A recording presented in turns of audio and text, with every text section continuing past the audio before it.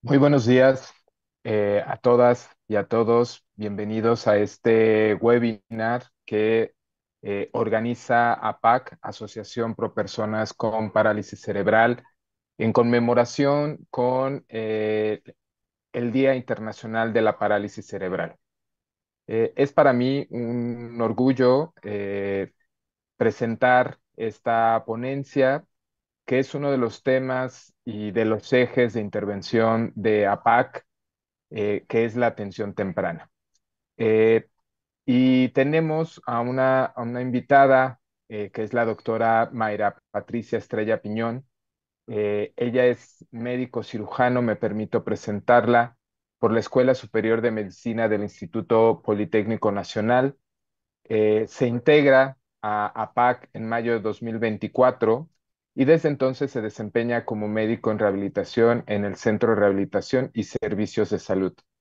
Ella realizó una maestría en Ciencias de Inmunología en la Escuela Nacional de Ciencias Biológicas, en la cual obtuvo mención honorífica. Completó una especialidad en Medicina de Rehabilitación en el Instituto Nacional de Rehabilitación Luis Guillermo Ibarra Ibarra de la Secretaría de Salud. Ha realizado diferentes, diversas actividades vinculadas a la investigación, entre las que se encuentran la dirección de diversas tesis y la escritura de los artículos colaborativos, entre ellos el tamizaje motor, el estado de arte, lo que el pediatra debe saber, caso clínico, manifestaciones neurológicas y cutáneas en recién nacido con COVID por transmisión vertical, y la correlación de la evaluación de las cicatrices por quemadura con cutómetro y la escala de POSAS versión 2.0 en pacientes del CENIAC. Y así como otras colaboraciones, algunas más actuales, sobre el certificado de discapacidad en el cual también participó. Además, cuenta con experiencia laboral en el Instituto Nacional de Perinatología Isidro Espinosa de los Reyes, en donde se desempeñó como médico en el Servicio de Rehabilitación Neonatal del Departamento de Seguimiento Pediátrico.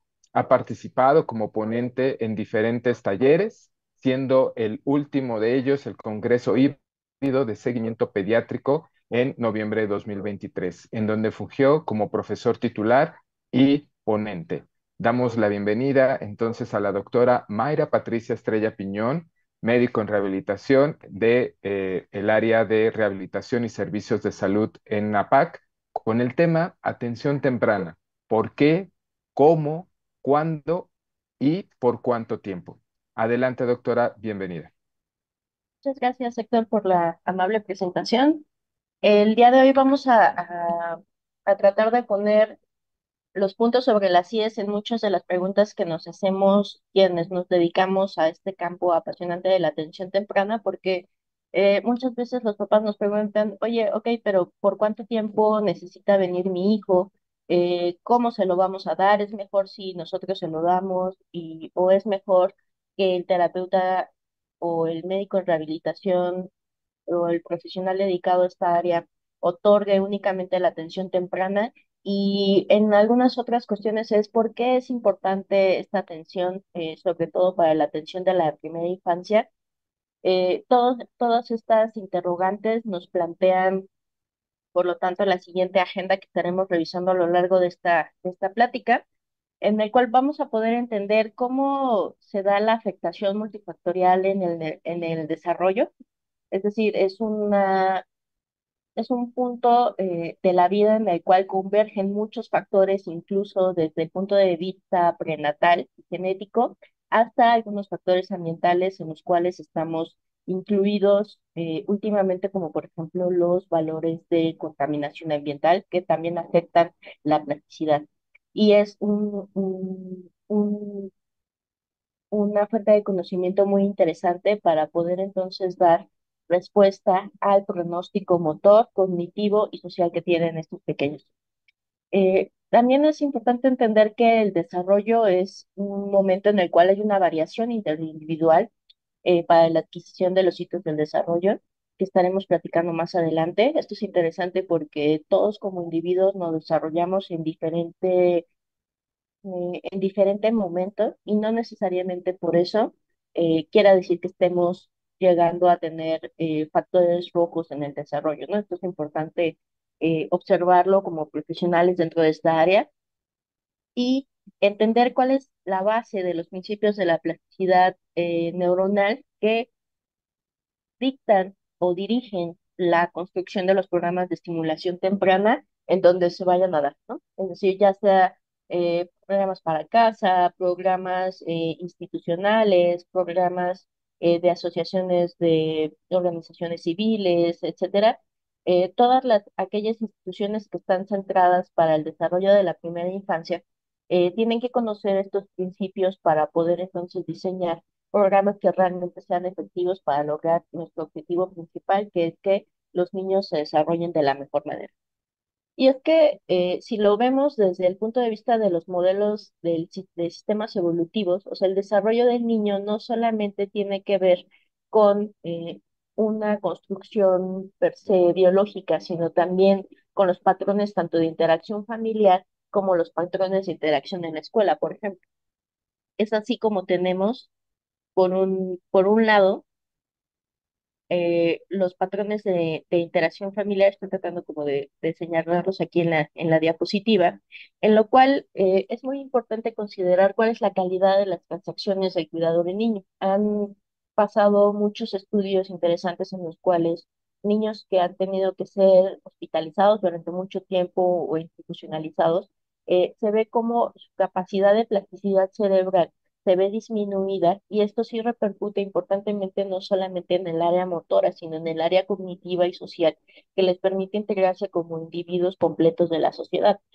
Por eso es muy importante cuidar cuál es la calidad de las experiencias proporcionadas por la familia y considerar entonces a la familia como un centro en el cual el niño se desarrolla y en el cual necesitamos hacer acciones que impacten de manera global a este sistema. Es decir, las acciones que se emprendan de estimulación temprana no solamente afectan al niño, sino afectan el beneficio de cada uno de los integrantes de esta interacción, sea cual sea los integrantes de este círculo familiar. Y es que esta interacción familiar puede ser potencial fuente de estrés, por ejemplo, para el niño, ¿no? O sea, si consideramos que puede ser una familia que se encuentra en una situación de violencia, de guerra, de desplazamiento, de inmigración, de pobreza, y en el cual la capacidad de autorregulación y los recursos evolutivos van a depender no solamente de los integrantes de la familia, sino de la interacción del ambiente. Es así como parte integral de la evaluación que se hace en los programas de atención temprana son las características de este grupo de personas que tienen fortalezas y áreas de oportunidad en el área psicosocial para que, independientemente del nivel socioeconómico y de los apoyos sociales que pudieran o no recibir en determinado momento, puedan llevar a cabo las mejores acciones para el desarrollo de su hijo. Otro centro, otro lugar muy importante de interacción del niño es la interacción en los entornos escolares. Si bien el niño durante los primeros años de vida, su, su centro de interacción es la familia, es decir, depende de mucho de su entorno para la participación en diferentes entornos, es decir, ir al parque, conocer o convivir cercanamente con familiares como abuelos, primos, etcétera. Cuando ya entran en una etapa escolar, es aquí donde también la calidad de las interacciones en este entorno escolar, las experiencias y las actividades proporcionadas son muy importantes para asegurar tanto la salud y la seguridad y como hemos visto en años recientes, pueden ser potenciales fuentes de estrés por las características, por ejemplo, de la violencia escolar como el bullying o la violencia que ejercen los maestros durante los procesos de enseñanza que dejan una huella permanente en cómo van a poderse adaptar estos niños a las características de su entorno. Es así como también es parte importante y por eso parte de estas charlas están en conjunto con el Foro Iberoamericano de Educación Inclusiva, porque es un entorno muy rico y muy importante a considerar en el desarrollo del niño y también para la construcción de los programas de atención temprana. Ahora, si consideramos el desarrollo como una cascada, podemos darnos cuenta que aquí existe o empieza a verse cuál es la explicación del por qué hay una variación individual en el desarrollo. Es decir, si nosotros consideramos que todos debemos llegar del punto A, ¿no? O sea, desde la cima de la cascada hasta el final, pero durante el camino, las diferentes gotas que componen el agua de esta cascada van a recorrer trayectos diferentes. A pesar de que tengan que llegar hasta el final, diferentes salientes dentro de la estructura de roca que se encuentra dentro de la cascada hacen que esta gota vaya cambiando de dirección, si bien y que tenga una variación con respecto a las gotas que, por ejemplo, se desplazan en un lado derecho con respecto a las que se desplazan del lado izquierdo. Es así como podemos tener una evaluación o una visión un poco más global de cuáles son todos los factores que pudieran estar afectando para bien o para mal, cómo se va dando el neurodesarrollo de nuestros infantes. Muchas veces pensamos que las alteraciones del neurodesarrollo o la adversidad que enfrentan estos chiquitines durante los primeros años de vida únicamente tendría una consecuencia motora o una consecuencia que nosotros a veces le denominamos como retraso psicomotor, pero va más allá, en el sentido de que se ha visto y se ha documentado ampliamente que las experiencias adversas en la infancia ocasionan que exista una mayor propensión, por ejemplo, a tener, por un lado, menor calidad de vida en cuestión de tener una menor oportunidad laboral y de ingreso a entornos escolares, por ejemplo, si es que hay un tema, por ejemplo, de discapacidad intelectual o de discapacidad motora. Esto condiciona además que exista un estilo de vida que genere un mayor riesgo de tener enfermedades crónico-degenerativas, como por ejemplo diabetes y cáncer, que cuando, por ejemplo, las niñas que tuvieron esta adversidad temprana se enfrentan al embarazo, puede tener mucho más riesgo de tener embarazos no deseados o muerte fetal. La salud mental es un área muy que se impacta de manera muy importante y en las cuales se ha visto altas tasas tanto de trastornos asociados a la depresión, ansiedad, como el abuso de sustancias, el suicidio e incluso trastornos por estrés postraumático. Si lo pensamos, por ejemplo, en todos los niños que están ahorita involucrados en la guerra de Gaza y de Líbano, estas eh, estas acciones que repercuten directamente sobre la percepción de seguridad en el mundo van a tener unas consecuencias muy importantes durante los siguientes 10, 15, 20 años. Es así como también se ha visto un incremento en las lesiones que se producen tanto en la adolescencia como en la vida adulta, asociadas, por ejemplo, a traumatismo craneoencefálico, fracturas e incluso quemaduras. Es decir, las experiencias adversas en la infancia no solamente se quedan dentro de que es que no llegó a tener los hitos del desarrollo esperados para la edad, sino que van mucho más allá. Y es por ello que nuestra acción como profesionales dentro de la atención temprana es uno de los bastiones más importantes para asegurar la salud y el beneficio de los chiquitos que están de 0 a 6 años. Si pensamos, por ejemplo, ya en números duros, es decir, eh, sabemos, por ejemplo, que la prematurez es una de las principales causas de parálisis cerebral, pero ¿qué pasa con las demás áreas, ¿no? O sea, ¿qué pasa con el retraso en el área cognitiva, en el área del lenguaje, en el área de comunicación? Podemos ver aquí, este fue un estudio prospectivo en el cual se vio cuál es el impacto de la prematurez extrema a los 2 años de vida. Y aquí les señalo dentro de esta tabla cuál es el odds ratio, es decir, la razón de momios, el número de veces que está incrementado el riesgo de tener un retraso cognitivo si existe este antecedente de prematurez extrema. Por ejemplo, para el retraso cognitivo es de 3.7 veces, para el retraso del lenguaje es de 5.3 veces y para, por ejemplo, para el retraso motor es de 3.9 veces. Es así como necesitamos pensar en atención temprana mucho más allá de las áreas motoras. Las áreas motoras no se encuentran aisladas o participan solas dentro de la ejecución de tareas en el ser humano, sino que se encuentran intrincadamente relacionadas con diferentes áreas de la función cerebral y impactar sobre una área necesariamente va a tener un impacto sobre otras áreas del desarrollo, como vamos a ver más adelante. Ok, les hablaba acerca de la variación individual en esta metáfora de cascada en la cual cada gota, si bien tiene que llegar de arriba a abajo, las salientes de la roca van determinando diferentes trayectorias de cada gota.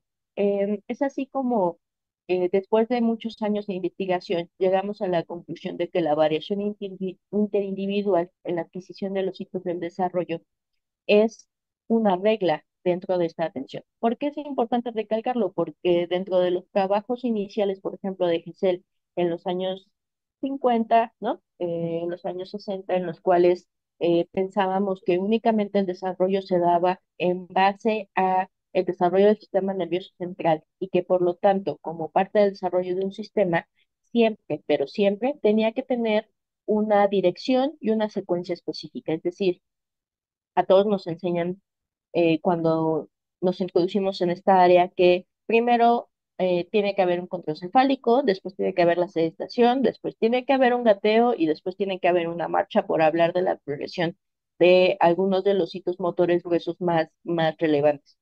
Y es así como nos casamos con ciertas edades, ¿no? Es decir, si no gatea a los 9 meses es muy malo, si no gatea a los 6, si no mantiene la sedestación independiente a los 6 meses es muy malo, si no logra mantener su cabeza a los 3 meses es muy malo y si no logra la marcha independiente a los 12 meses es muy malo. Sin embargo, conforme ha pasado los años nos hemos dado cuenta que no necesariamente se sigue esta progresión en la adquisición de los hitos del desarrollo y que no todos los niños cuando llegan a los 6 meses de edad corregida, es decir, un día antes, a los 5 meses, a los 5 años con 11 meses, no, no se sientan para nada, o sea, no tienen ninguna habilidad para sentarse, pero automáticamente, como si fuera un switch, ¿no? A los 6 meses ya logran sentarse automáticamente a los 6 meses. Y esto es un error muy común durante la evaluación del desarrollo, en el cual hay una adquisición gradual de las habilidades que permiten la adquisición, la ejecución de las habilidades y existe una variación interindividual, es decir, si nosotros lo pudiéramos poner, aquí les muestro un estudio que se hizo por parte de la OMS en 6 países de diferentes niveles socioeconómicos y de desarrollo, eh, sobre niños que no tenían ninguna y que no tuvieron ninguna trastorno del neurodesarrollo, cómo se comportaba, por ejemplo, la adquisición de la sedestación sin soporte, es decir, la sedestación independiente que mantuvieran la sedestación al menos unos 15 segundos en posición erguida sin el apoyo de las manos. Y podemos ver que encontraron estas percentiles, es decir, si lo volteamos un poco esta imagen, considerando que esta es una campana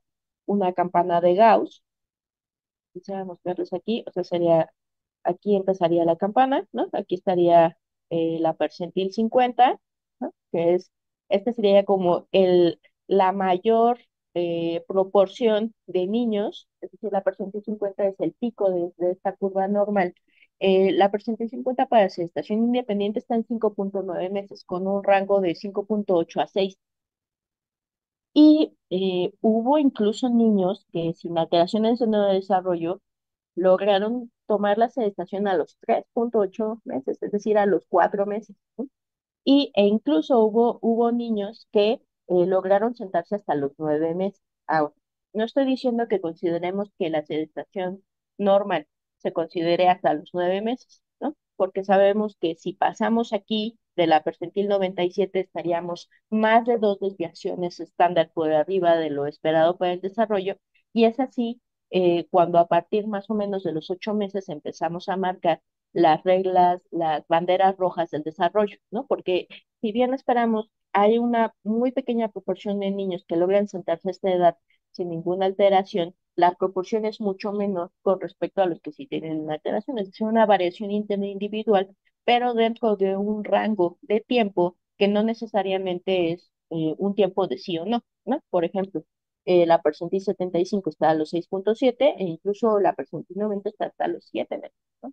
Es así como dentro de los programas de atención temprana debemos de ir construyendo las necesidades básicas que en conjunto van a poder apoyar al desarrollo de la actividad. Es decir, la sedestación independiente no se da sola, ¿no? Sino necesita una integración cognitiva por parte de los bebés para que, y de interacción, ¿no? Es decir, tener el centro de visión completamente cambiado, ¿no? O sea, de ver al techo mayormente en el día, a ver de frente y ver cómo se interaccionan con las personas que están alrededor, genera un impacto también cognitivo y en el área del lenguaje.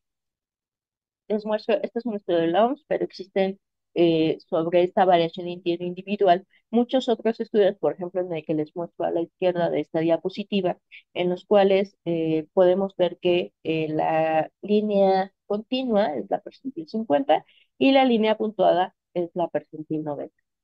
Por ejemplo, esto fue un ejemplo sencillo para la sedestación independiente. Ahora vamos a ver algo un poco más complicado, que sería eh, cómo se comporta esta sedestación con la parte del lenguaje y cognición que les hablaba hace un momento. Y es que se ha visto que aquellos niños que sí logran la sedestación independiente tienen muchos mayores puntajes evaluados por la escala de Bailey-III a los 6 meses que aquellos que no logran la sedestación independiente. Y necesariamente esta parte motora impacta en mayores puntajes en la parte del lenguaje y en la parte cognitiva, lo cual es eh, bastante relevante desde el punto de vista que no solo la progresión en la adquisición de las habilidades para explorar el entorno de los niños impacta o lo pensemos aisladamente en la parte motora, es así como los entornos en donde se dan a cabo estas actividades tienen que estar enriquecidos desde el punto de vista cognitivo, del lenguaje social y emocional para llevar a cabo un desarrollo de la mejor manera. Ahora, también eh, el contexto cultural, existe un contexto cultural en la adquisición de los hitos del desarrollo, es decir, el entorno educativo y intrínseco de la cultura propiamente dicha impacta sobre cómo es que nuestros niños se están desarrollando. Aquí les muestro un ejemplo muy extremo. Fue un ejemplo que se documentó en Tajaca, en Tayikistán, en los cuales, por ejemplo, ellos tienen o mantienen en estas como cunas, mantienen a los niños con las piernas extendidas, muy bien sujetos tanto de brazos como de piernas, y los mantienen durante prácticamente casi un año. Los mantienen un año en estas estructuras llamadas gábora. Eh, Podemos ver aquí en la gráfica de barras, es decir, una a la derecha, que a los 12 meses, si bien existe ya un porcentaje importante, casi la mitad de todos los niños analizados en este estudio de la OMS que les platiqué hace un momento, ya logran la marcha independiente. Podemos ver que todos los niños de Tajikistán a los 12 meses ninguno realizaba la marcha independiente. Y esta marcha incluso se vio impedida hasta los 2 años. Pueden ver que no todos los niños logran la marcha independiente incluso a los 2 años y tuvieron este entrenamiento, ¿no? O eh, esta estimulación sensorial durante el primer año de vida. Esto es muy importante considerando desde el punto de vista eh, en qué entornos se están desarrollando los niños, ¿no? Y por eso es tan importante la primera diapositiva que les puse, porque dependiendo del contexto cultural y familiar, necesitamos favorecer políticas y también educación en estos contextos para que el desarrollo de los niños se dé de la mejor manera. Y es que la plasticidad cerebral, si bien sabemos que está desarrollada muy importantemente durante los primeros años de vida, y sabemos que tiene cuatro características principales en el niño, ¿no? Una es que la plasticidad cerebral en los primeros años de vida tiene periodos críticos de tiempo. La otra es que, a diferencia de otros momentos en la vida, aquí sí existen formaciones o estructuras anatómicas transitorias, como por ejemplo la subplaca cortical, que la capacidad de cambio y de recuperación de la corteza cerebral y de los circuitos cerebrales es mucho más rápida durante estos primeros años. Esto depende de una relación muy intrincada, no solamente de las neuronas, sino también de algo que ya conocemos como un sistema, como un eje neuroinmunoendocrino, que nos permite entender entonces cómo es que se construye la unidad neurovascular de la plasticidad.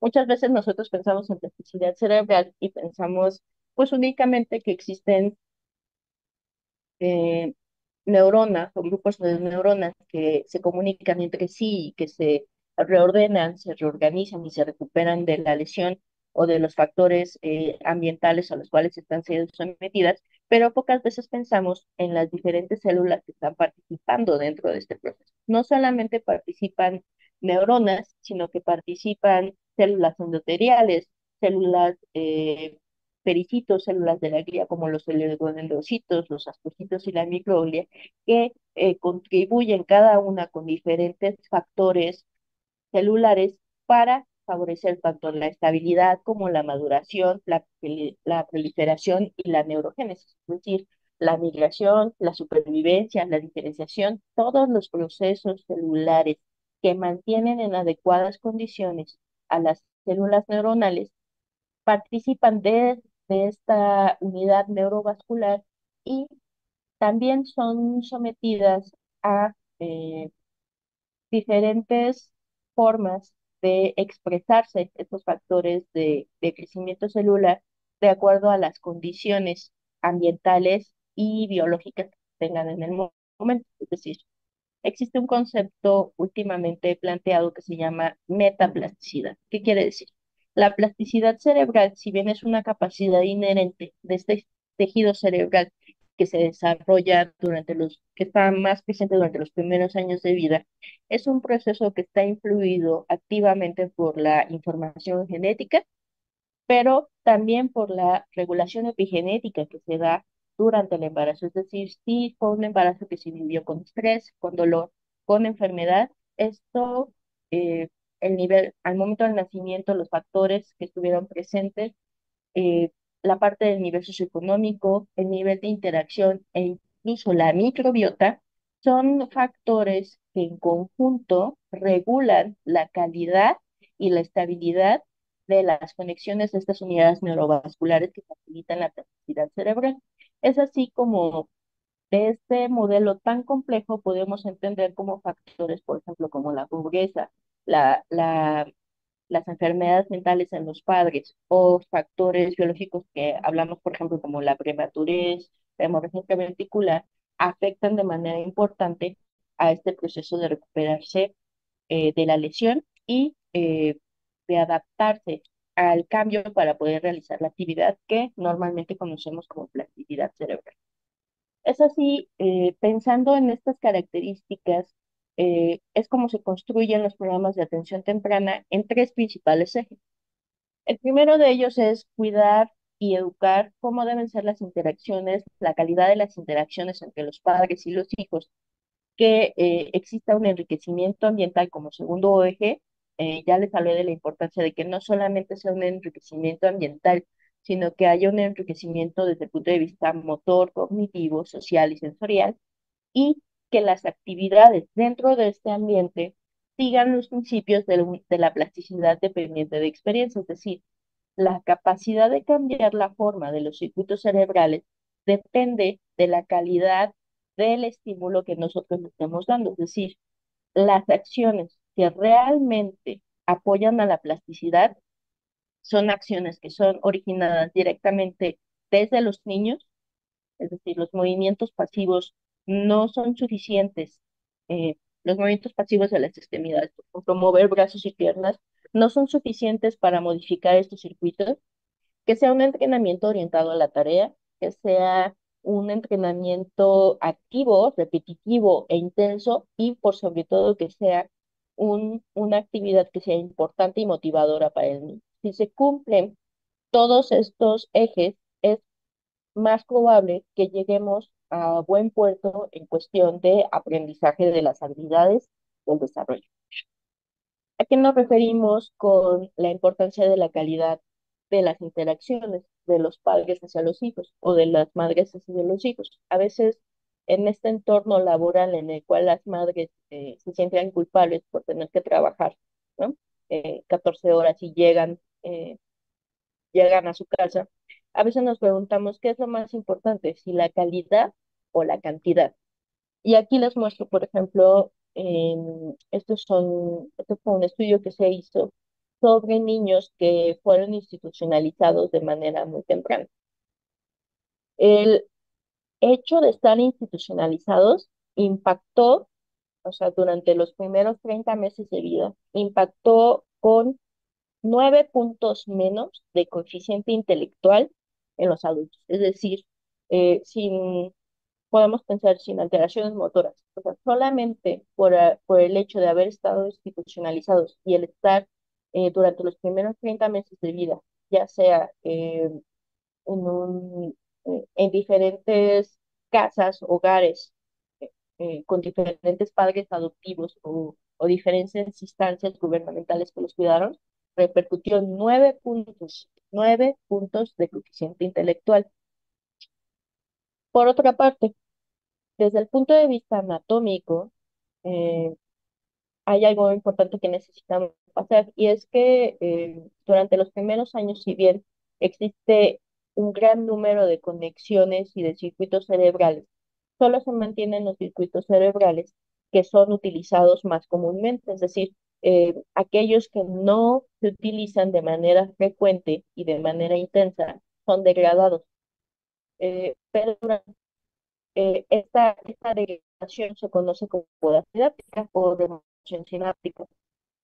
En estos niños se vio que entonces el grosor de la corteza eh, de la sustancia blanca estaba incrementado en los niños que tuvieron esta antecedente de institucionalización, con lo cual se demostró que este proceso de poda sináptica estaba afectado y este proceso de poda sináptica depende del ambiente, es decir, se van a dar las conexiones que no se utilizan, pero en base al estímulo ambiental que se genera, es decir, si ni siquiera existe un estímulo ambiental que permita decidir cuáles son las conexiones que sí sirven y que mejoran, eh, por ejemplo, el desempeño cognitivo y aseguran un estándar de lenguaje, por ejemplo, eh, sin, sin esta poda sináptica, estos procesos se ven afectados. Es así como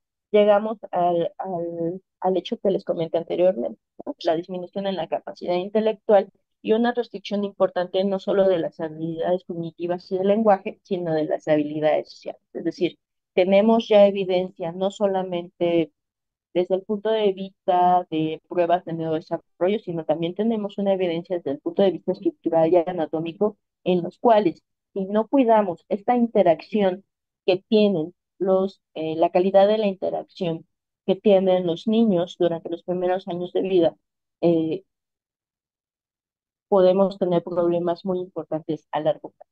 Ahora, ¿cuál es la evidencia entonces de que el enriquecimiento motor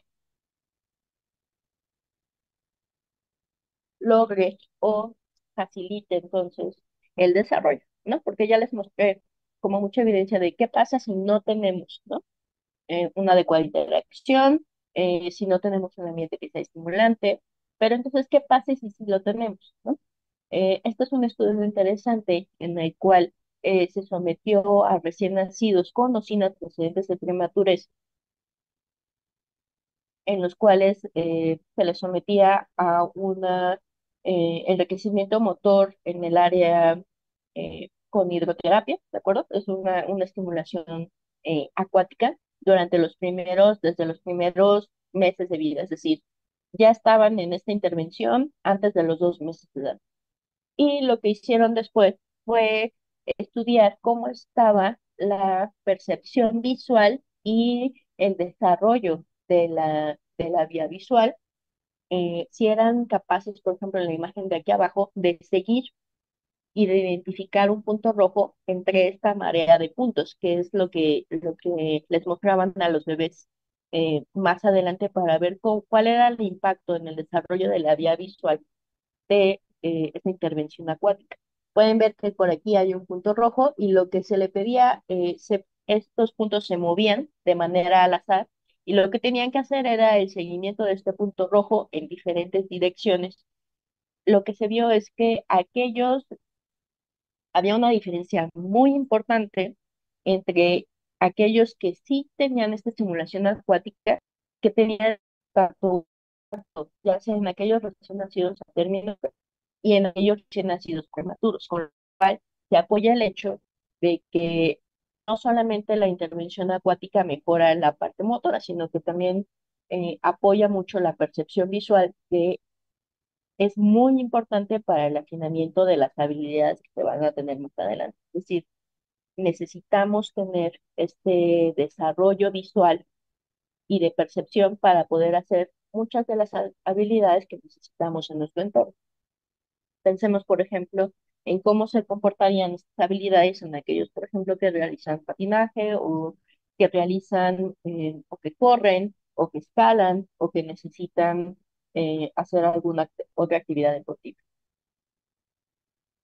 Ahora, ya hablamos entonces de dos ejes. Uno, el eje de la interacción de de los padres con los hijos. La calidad es más importante sobre la cantidad y además es crítica para que se den a cabo todos los procesos necesarios para el desarrollo del cerebro.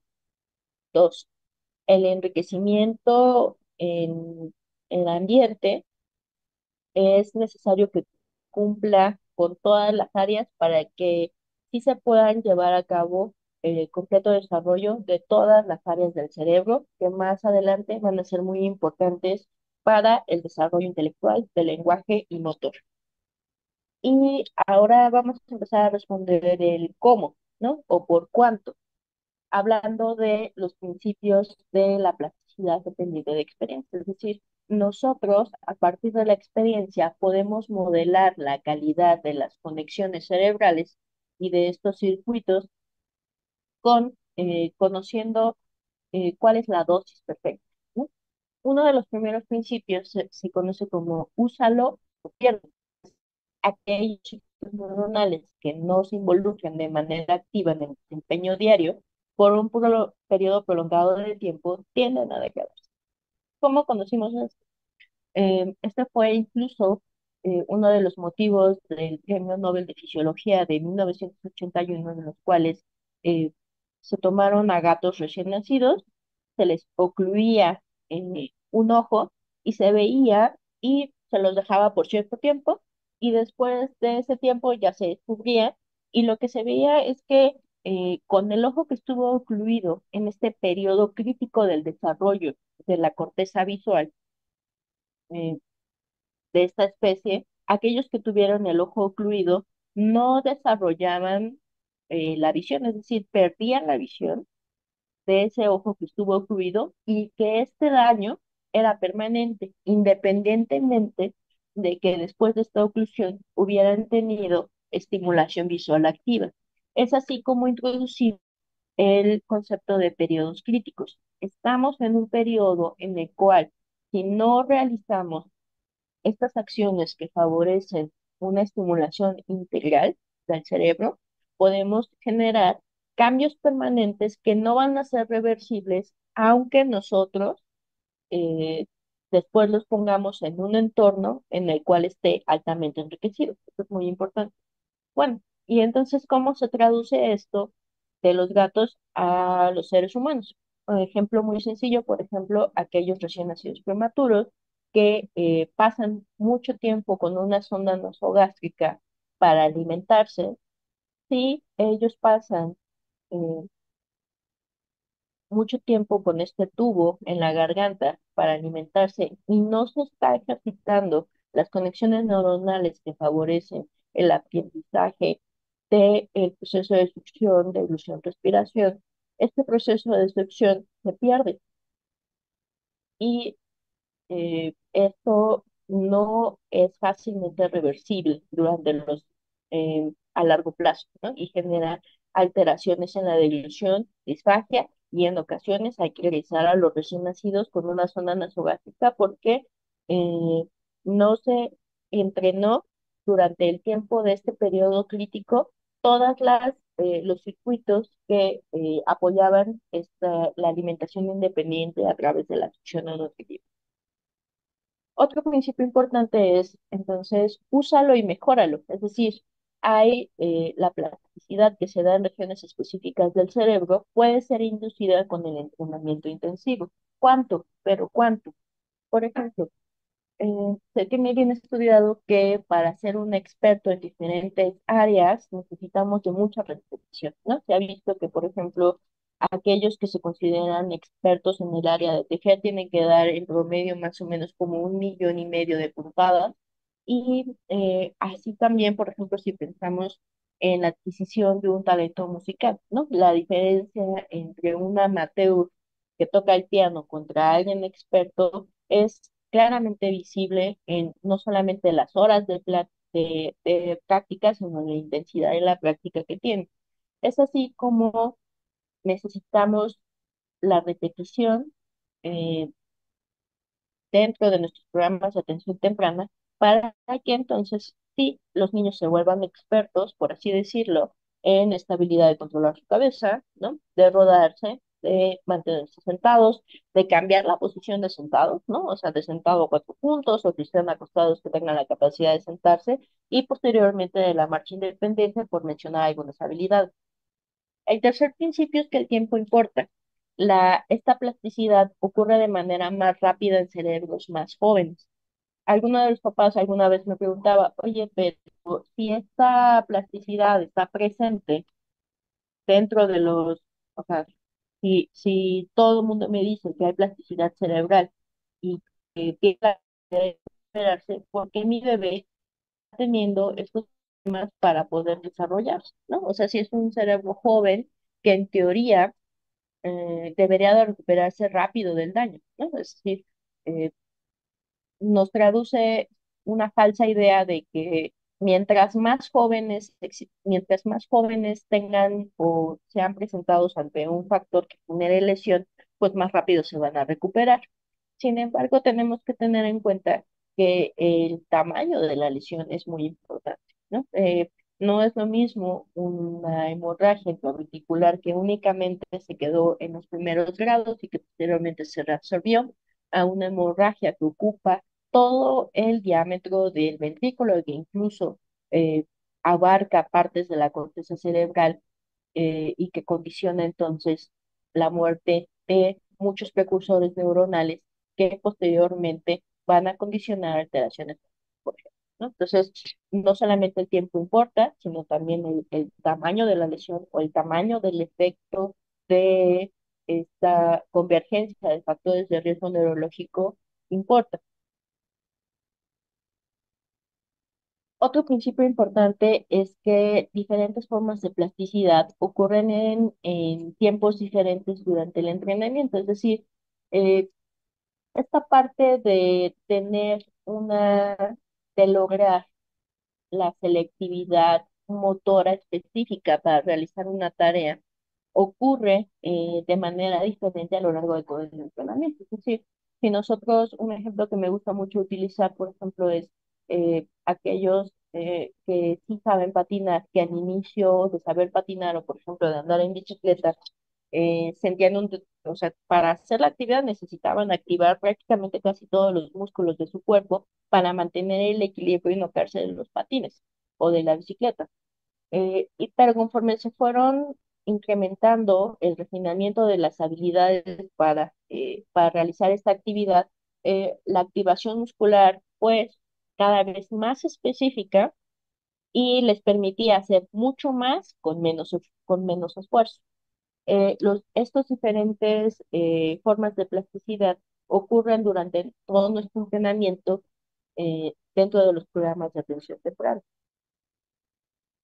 Y es importante diseñar actividades que cumplan con el principio también de especificidad. Es decir, que la naturaleza de la experiencia durante el entrenamiento dicta la naturaleza de la neuroplasticidad. Si yo necesito aprender a estar sentados, no necesariamente estar sentado con ejercicios sobre una pelota vaya a poder hacer que me mantenga sentado, por ejemplo, en el regazo de mi madre, que este es uno de los ejercicios que más comúnmente se tiene pensado que ayudan a mantener la sensación independiente, ¿no? O sea, lo pongo en una pelota y sentado y muevo la pelota de un lado para otro, pero cuando lo pongo sentado en el tapete, no se mantiene sentado, ¿no? Cuando lo mantengo sentado en el regazo de la madre, no se mantiene sentado o en el sillón o incluso en su misma cama. Necesitamos hacer la tarea lo suficientemente específico para que tenga la oportunidad de entrenar en los diferentes contextos en los cuales les es relevante. Es decir, no debemos restringir la experiencia motora a que se mantenga sentado en una pelota, porque esto no necesariamente se va a traducir en una habilidad. Nosotros lo vemos muchas veces cuando estuvimos en la escuela, en las cuales al salir al campo laboral nos dimos cuenta de que pues no todo lo que aprendimos sirve, ¿no? Porque no está dentro del contexto específico en donde tenemos que desarrollar esta actividad y por lo tanto no se generan las conexiones, tanto motoras, cognitivas y de lenguaje, necesarias para ser expertos en esa habilidad en particular. Otro principio importante, además de la especificidad, como ya hemos comentado, es la repetición, es decir, construir un ambiente que invite a la repetición. Es importante, es decir, no solamente porque hayamos visto que en la sesión terapéutica logra mantenerse sentado una vez, es suficiente para ya asegurar que esa habilidad está completamente desarrollada. De aquí entonces nosotros pensamos, bueno, entonces, ¿cuántas veces es suficiente? ¿No? Es decir, si la frecuencia es más importante que la duración o al revés, ¿no? ¿Cuánto tiempo debe de durar mi sesión de atención temprana para que sea lo suficientemente óptima para el desarrollo? No necesariamente la repetición sin intensidad lleva a cabo la plasticidad dependiente de experiencia. Uno de los procesos más importantes por los cuales se mantienen estos circuitos neuronales se conoce como, hay dos mecanismos, es decir, potenciación a largo plazo y potenciación a corto plazo, que es LTP, que es Long Term Potentiation, y LTD, ¿no? Que es diferenciación a, a corto plazo. Y aquí les muestro cómo es que se comportan, es decir, eh, con qué intensidad se dispara esta potenciación a largo plazo que se mantiene durante mucho más tiempo. Podemos ver en la gráfica, intuitivamente vemos que la línea azul, es decir, cuando tenemos mucha más intensidad de este estímulo, que aquí lo ponen a 50 Hz, por ejemplo, se genera esta potenciación que dura mucho más tiempo y que es muy importante para reforzar los circuitos neuronales relacionados con la memoria, por ejemplo. Y la repetición de un día contra 5 días, la repetición de más días generó mucho más, se asoció con la potenciación a largo plazo de la plasticidad neuronal. Es decir, ¿cómo lo traducimos en el día a día? Todos ustedes conocen el trayecto para ir a su casa, ¿no? O sea, del trabajo a su casa. Sí, y han pasado por ahí muchas veces, ¿no? Estamos hablando de la repetición, pero no necesariamente conocen cada, cada accidente de banqueta, cada persona que pasa, cada local que está abierto dentro de ese trayecto, ¿no? Hasta que algo pasa, ¿no? Y entonces, ya sea que haya un anuncio, ¿no? Que alguien se acerque a venderles algo, que ustedes tengan hambre y busquen dónde parar a comer, ¿no? Que hayan tenido que desplazarse en, en ambientes en los cuales, por ejemplo, haya menos luz o hayan tenido que hacerlo en la madrugada, en la noche. Es decir, la intensidad hace que pongan mucho más atención en ese mismo trayecto que ustedes hicieron 1000 veces, ¿no? A veces los papás dicen, es que ya le enseñé, ¿no? Pero no se sabe ir a su casa, ¿no? porque la tarea no fue lo suficientemente intensa para poder disparar los mecanismos que favorecen el establecimiento de estas conexiones a largo plazo. Es así como no solamente la repetición importa, sino la intensidad importa. Es decir, regresamos a no es la cantidad, es la calidad, ¿no?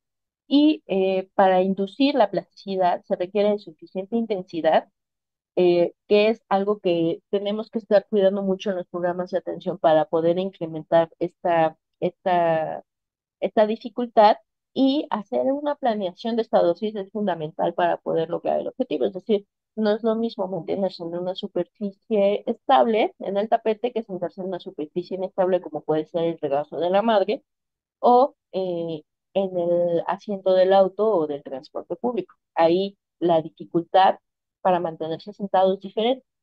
Se incrementa la dificultad cuando tienen algo entre las dos manos y tienen que rotar el tronco para poder observar y interactuar con quien está atrás de ellos, ¿no? Hacia un lado o hacia otro para no perder el equilibrio.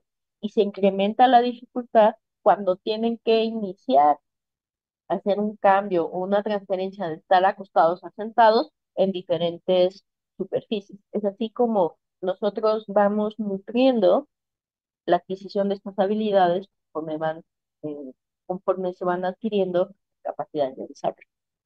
Otro principio fundamental es que la tortura no es terapia, ¿no? Antes pensábamos que no importaba que los niños se mantuvieran llorando media hora, 45 minutos, ya habían venido a terapia, ¿no? O sea, ya habían ido a estimulación temprana, ya habíamos cumplido, ¿no? Sin embargo, para que un aprendizaje se dé en el entorno más óptimo, tiene que generar esa tarea un suficiente involucro y ser una actividad relevante para los niños. Es decir, tiene que ser lo suficientemente interesante para generar el involucro de la niña, ¿no? Sesiones prolongadas de llanto no favorecen la plasticidad, ¿no? Al contrario, se ha visto que el incremento de la presencia de glucocorticoides de manera temprana afecta los procesos de neuroplasticidad, y en cosas tan sencillas, por ejemplo, como la expresión de moléculas de adhesión que permiten que las neuronas se conecten. Estas moléculas de adhesión disminuyen cuando se da en un ambiente en el que hay muchos glucocorticoides o cortisol, en ambientes estresantes. Estas neuronas no tienen estas moléculas que les permiten adherirse y entonces reforzar la conexión. Es así como necesitamos esta expertise que a veces no es fácil de enseñar, ¿no?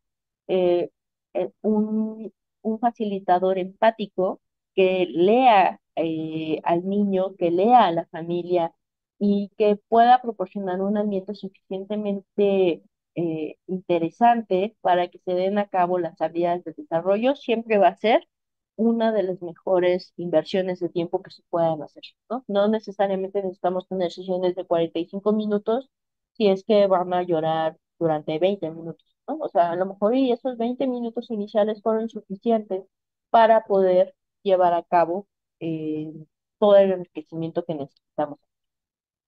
La variación de la tarea eh, está relacionada con que mejorar la adquisición de estos comportamientos en diferentes contextos. Por ejemplo, les hablaba de poderse mantener sentados no solo en el tapete, sino en el regazo de la madre, pero traduzcámoslo más adelante. Por ejemplo, para caminar necesitan practicar en piso resbaloso, en piso no resbaloso, en piso que sea más rugoso, que esté más inclinado, que sea de diferentes colores, que tenga algunos obstáculos, que sea al aire libre, para que realmente aseguremos que el aprendizaje que se dio en el entorno de atención temprana, que puede ser, por ejemplo, un gimnasio terapéutico, realmente se transfiera más allá. Y eso es algo que nos pasa mucho cuando hacemos muchos programas de neurofacilitación. Es decir, nosotros con técnicas de neurofacilitación podemos ver que el tono, si es que están espásticos, por ejemplo, de un miembro superior,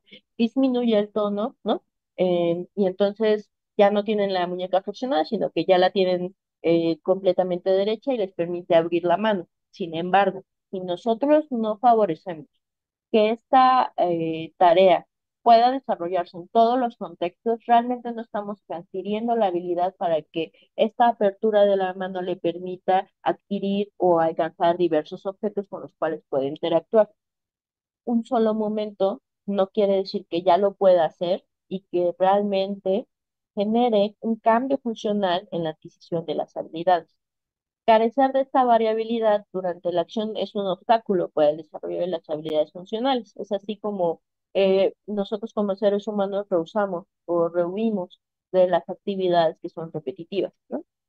eh, Porque realmente no nos permite desarrollar nuestras habilidades al máximo. Es decir, se puede mantener sentado en el tapete, pero cuando, por ejemplo, van viajando en el auto y llegan a un tope, ¿no? Y se mueven, no es capaz de mantener la sedestación o incluso la marcha dentro de diferentes entornos. Es aquí donde entra el expertise y la observación muy cuidada de cómo podemos ir incrementando la dosis para jugar con la intensidad, la frecuencia y ir variando la tarea para asegurar la transferencia de las actividades en todos los entornos en los cuales se vaya a desarrollar el niño. Y algo muy importante que tenemos que tener en cuenta es que la actividad física es una parte primordial y crucial del desarrollo de los niños. Estamos criando a niños que están en entornos muy reducidos o limitados, a veces por cuestiones de seguridad, de disponibilidad de áreas en óptimas condiciones para poder incluso, por ejemplo, sacar a nuestros hijos al parque, ¿no? O sacarlos a caminar en la calle. Y se mantienen dentro de la casa y se va generando un aprendizaje de un comportamiento sedentario que más adelante puede generar muchos problemas, no solamente asociado a alteraciones crónico-degenerativas, sino en la cuestión cognitiva, del lenguaje e incluso de interacción social. Tuvimos una muy buena dosis de esta teoría con aquellos niños que vivieron en pandemia, ¿no? Que durante los primeros meses que salieron de este confinamiento estaban sorprendidos, ¿no? Completamente azorados de que existía un cielo, ¿no? Había pacientes que me decían, eh, mamás que me decían, es que nunca había visto un árbol, ¿no? Y aquí el árbol que está fuera de su consultorio le encanta, ¿no? Porque jamás lo había visto. La actividad física es una parte esencial, esencial para el desarrollo integral de los niños. Por ejemplo, a veces no sabemos cuánto tiempo, ¿no? Cuánto tiempo de actividad. Y en este sentido, se publicaron también guías por parte de la OMS, en las cuales, por ejemplo, aquellos niños que eran menores de un año, al menos tenían que tener media hora de actividad física sin ningún tiempo de pantalla y tener una buena calidad de sueño para asegurar al menos en promedio de 14 a 17 horas cuando son de 0 a 3 meses o al menos de 12 a 16 horas cuando son mayores de 3 meses.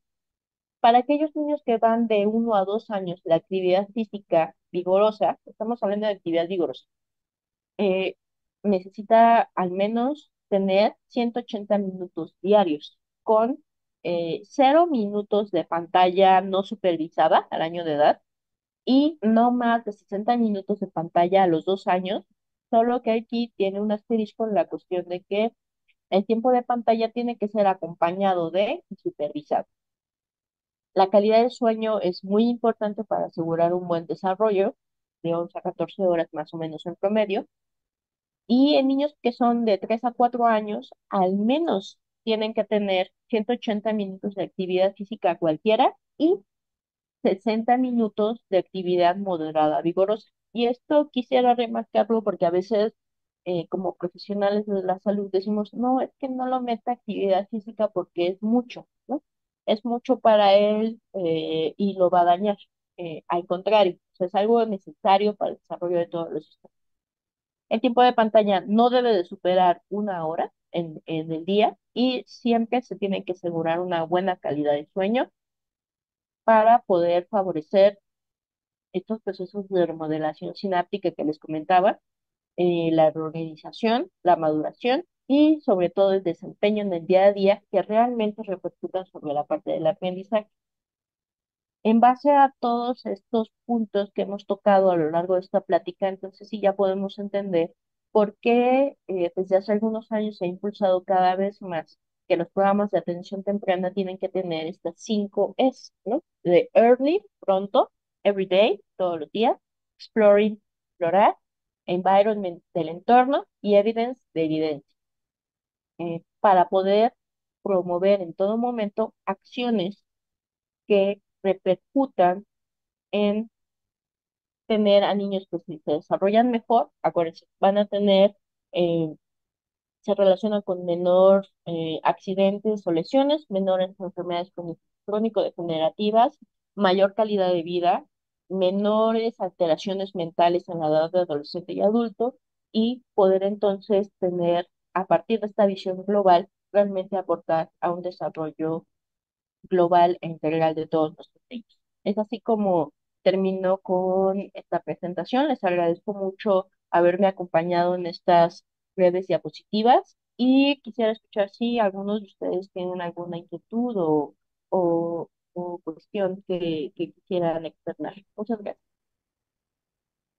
Muchísimas gracias, doctora Mayra. Sí, en efecto hay algunas preguntas o dudas que están relacionadas justamente con el tema, con esta parte de hacerlo temprano, con esto que acabas de comentar. Primero, bueno, dice, ¿existen factores que durante el embarazo puedan detectarse o presentarse que nos permitan saber si un bebé puede presentar problemas en el desarrollo una vez que nace el bebé? Sí, particularmente aquellos que son relacionados con la afectación en el desarrollo de la placenta, por ejemplo, con la preeclampsia, la restricción del con o sin datos de seguridad, la restricción del crecimiento intrauterino, la presencia de toxicomanías durante el embarazo y la exposición a factores ambientales pueden condicionar diferentes alteraciones en etapas del neurodesarrollo, ¿no? Una de las cosas más que tenemos más presentes, por ejemplo, es la deficiencia de ácido fólico para la manifestación de trastornos de la espina bífida. Y algo importante aquí de recalcar es que incluso en nuestra población mexicana, existe unos genes que son resistentes al ácido fólico, es decir, a veces, aunque tengan un adecuado eh, suplemento de ácido fólico, no necesariamente se puede prevenir en nuestra población mexicana la incidencia de estos factores, ¿no? Sobre todo el tiempo del factor va a afectar procesos diferentes de neurodesarrollo. No es lo mismo tener diabetes gestacional durante en el primer trimestre, que generarla durante el último trimestre.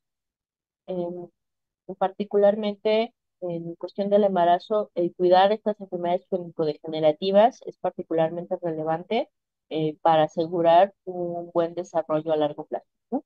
Y acuérdense de la metaplasticidad que les hablaba hace un momento.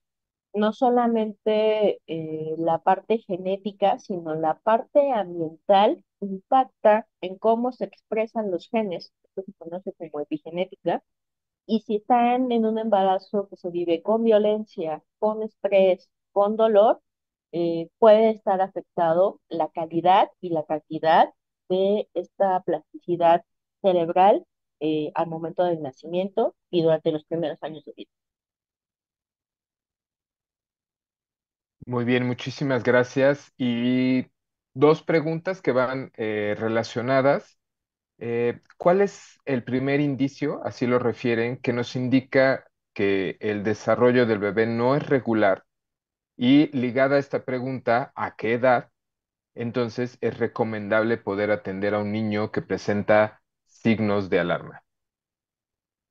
Mientras más pronto, mejor. Es importante no, en todas las cuestiones de atención temprana siempre, o sea, viene como una lista de factores del desarrollo, es decir, aquellos chiquitines que tienen antecedente de prematurez, que tuvieron bajo peso al nacer, que tuvieron restricción de crecimiento uterino, que tuvieron una neuroinfección durante esta etapa neonatal, que tuvieron sepsis, que tuvieron hemorragia intraventricular, que esta hemorragia dejó una cicatriz conocida como leucomalacia periventricular, que necesitaron un procedimiento quirúrgico mayor, ya sea de cerebro, abdomen o corazón durante los primeros meses de vida, que tuvieron crisis convulsivas neonatales o encefalopatía de algún origen, ya sea hipóxica, metabólica o tóxica, son o que tuvieron asociado alguna malformación, sobre todo el sistema nervioso central, son niños que necesitan estar desde el momento cero en un programa no solamente de atención temprana, sino de detección temprana de trastornos del neurodesarrollo. Ahora, sí, no tenemos nada de esto, pero existe una preocupación de los padres. Está en nuestra obligación como profesionales de salud investigar si esta sospecha es certera o no. Muchas veces estos niños llegan tarde a los servicios de atención porque hubo un pediatra, porque hubo un neurólogo, porque hubo un médico general, incluso médicos rehabilitadores que les dijeron que sus niños son flojos y que realmente únicamente ellos no quieren hacer la actividad, pero que lo van a hacer en algún momento, ¿no? Y no investigaron más allá de esta preocupación. ¿Por qué es importante? Porque si consideramos que el niño está 24 horas con la familia, quien lo conoce mucho mejor es la familia, ¿no? No el profesional que a veces lo ve por periodos cortos de media hora, a veces menos, ¿no? No es fácil juzgar cómo va el desempeño de las habilidades en un entorno clínico en el cual, pues, a veces los niños se rehúsan incluso a hacer lo que hacen normalmente, ¿no? Eh, a ellos tener la experiencia de que los están viendo de lunes a viernes, sábado, domingo, vacaciones, etcétera, y que notan que sí hay una deficiencia, por ejemplo, en la atención, que hay una deficiencia con la parte del comportamiento, con la parte motora. Eh, yo comentaría que si ustedes tienen una preocupación, necesitan acercarse a un profesional y que si la respuesta de este profesional eh, les dice que es que son flojos o que no encuentran nada, ¿no? Y no les da una certeza, ya sea con algunas pruebas que se hayan hecho o que realmente se investigue cuál es la causa de esto que a ustedes les preocupa, necesitan eh, acudir a otra instancia que realmente pueda asegurar esta parte. ¿Por qué es importante? Porque cosas como, por ejemplo, tumores, ¿no?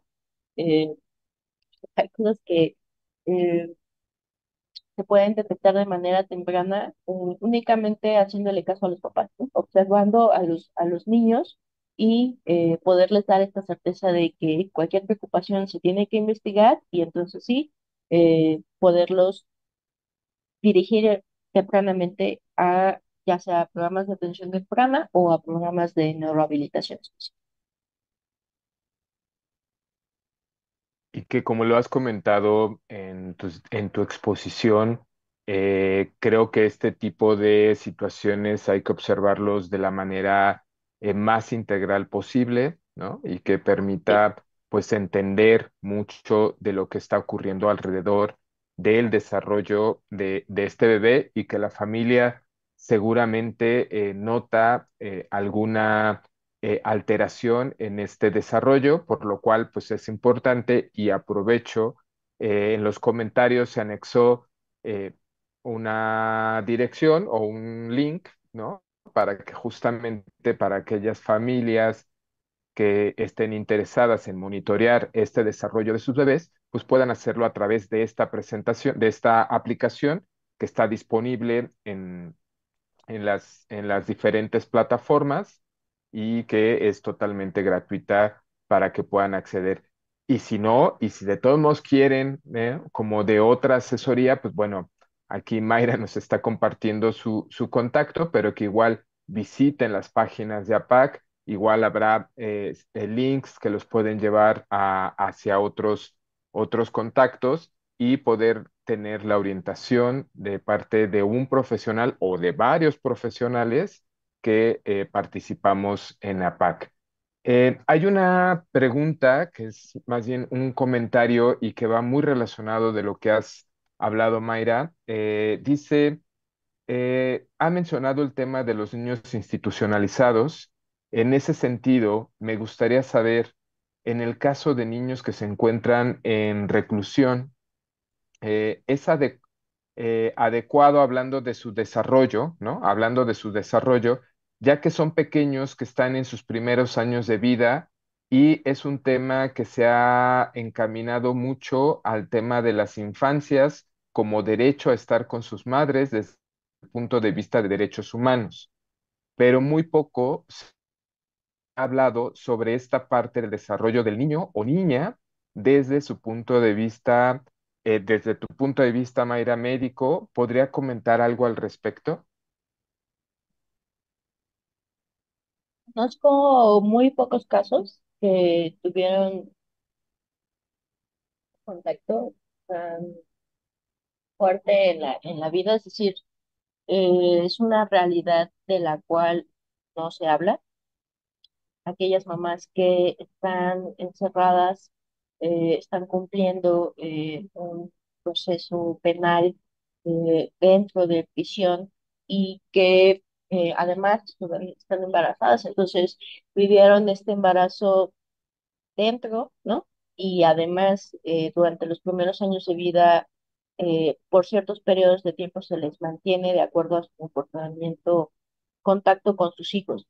No existe hasta donde entiendo algún estudio que nos diga cómo van esos niños, pero tienen todas las condicionantes sociales necesarias para que puedan impactar su desarrollo, ¿no? O sea, desde el punto de vista del embarazo, todo esto que les hablaba del estrés, el dolor, ¿no? El nivel socioeconómico, las afecciones, a veces trastornos mentales, adicción, ¿no? Violencia, eh, en un entorno en el cual muchas veces, aunque se intenta cuidar, no es el óptimo para su desarrollo, pero si bien es un derecho de los niños estar en contacto con sus padres. Y más bien aquí no hay una dimensión que sea mejor que otra, ¿no? Porque uno dice, bueno, ok, entonces mejor que sea, va a estar mucho mejor en otros entornos, ¿no? Pero como les mostré en algunas de las gráficas, aunque tengan diferentes hogares con padres adoptivos, no se asegura la calidad de la interacción con estos padres y a largo plazo sí puede generar un impacto muy importante para las habilidades de integración social. Es decir, cada caso debe ser evaluado únicamente si se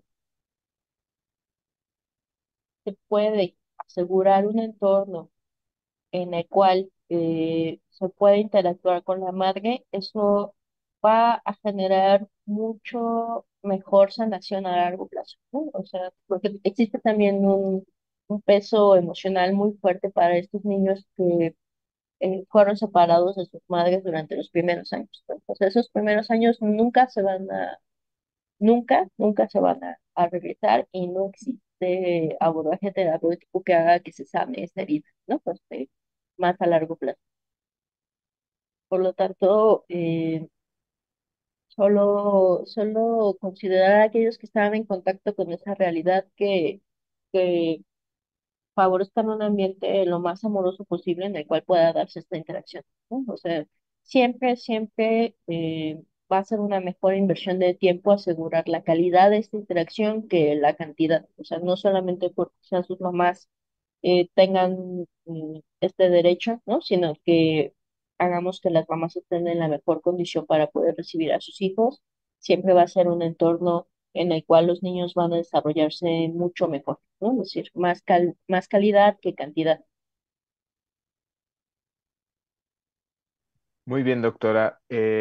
Pues con esto daríamos por terminada la sesión del día de hoy, no sin antes invitarles a que los próximos días nos acompañen en las diferentes actividades que se han programado justamente en este marco conmemorativo del Día Internacional de la Parálisis Cerebral. y que desde APAC hemos preparado con muchísimo gusto para poder compartir todos estos temas, ¿no? Que están relacionados y que van de la mano hacia la intervención, la detección, ¿no? Y todo el seguimiento que se hace desde APAC hacia los temas de la atención a personas con parálisis cerebral y otras discapacidades, y que también abordaremos temas sobre la familia, etcétera, ¿no? Entonces, los invitamos a que nos acompañen en los siguientes webinars y pues muchísimas gracias nuevamente, doctora Mayra, y nos estamos viendo pronto. Muchísimas gracias por Sí, acompañarnos. gracias Saludos. a todo el auditorio que se conectó hoy.